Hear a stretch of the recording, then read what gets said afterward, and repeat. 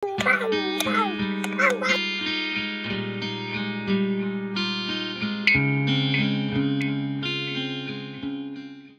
Everyone, বেশ কিছুদিন আগে বাগানে গিয়েছিলাম। বাগান থেকে ফেরার পথে হঠাৎ চোখে পড়েছিল এই গর্জন গাছের ফলটি।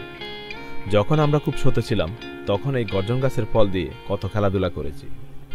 যখন প্রচুর বাতাস হতো ঠিক তখন এই ফলগুলো উড়ে উড়ে মাটিতে পড়ত, আর বন্ধুরা মিলে কে আগে সেগুলো তুলে নিয়ে আসতে পারতাম তা নিয়ে প্রতিযোগিতা চলত। কিন্তু এখন আর এই ফলটি দিয়ে কাউকে খেলা করতে দেখা যায় না। বর্তমান প্রজন্মের মানুষগুলো এখন আর এগুলো চিনে না।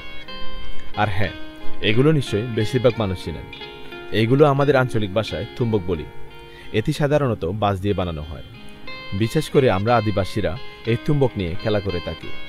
আমাদের ছোটবেলার দিনগুলো কেটেছিল এই তুম্বক নিয়ে। আর এই তুম্বকগুলো মারা হয় নিম গাছের বিচি এবং কাঁঠালের মুশি দিয়ে।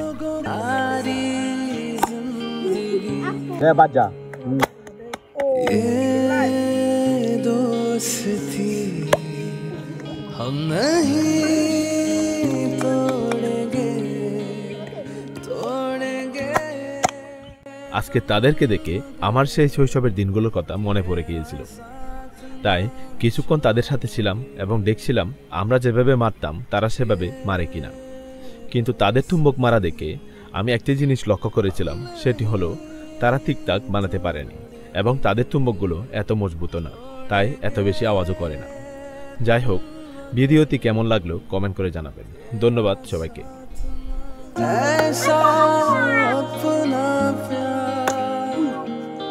जान पे भी